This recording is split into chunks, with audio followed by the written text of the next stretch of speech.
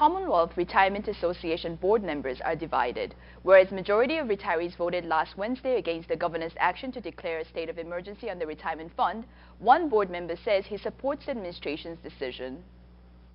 Former Lieutenant Governor, House lawmaker, and now a CRA board member, Diego Benavente, explains his reasons why he supports the governor's action to declare a state of emergency on the retirement fund. We really don't have too many options.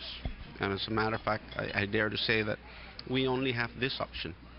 I mean, even the federal court has decided not to do anything because it can't do anything.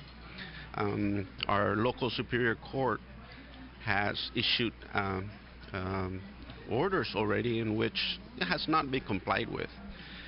And so if everyone's interest and everyone's interest is the same, and that is that we do what we want is for this government to pay its obligation, because that's the only way that the retirement fund program, especially for the current retirees, can work.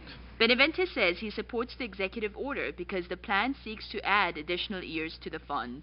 He also adds that the plan does not seek to reduce individual members' pension benefits, but rather seeks to increase the administration's payment towards its obligation, which in this case, the fund. And I know that that has not happened in the past, but in this case they're proposing now that the administration will be willing to support the additional 20% reduction on rebate, which would generate about $18 million.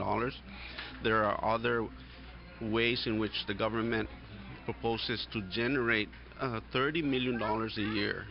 As a former seasoned lawmaker, he urges other lawmakers to improve the executive order so that the governor can be held accountable for his actions.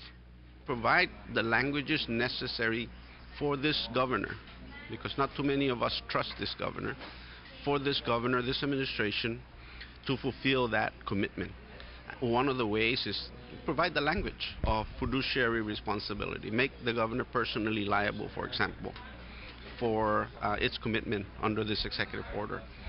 Provide a language that in this executive order that puts penalty provision for if and when, for example, the governor decides to touch this, $120 million or $150 million that's in the fund for other purpose other than for the pension, and provides a penalty provision that requires him to fulfill this $30 million commitment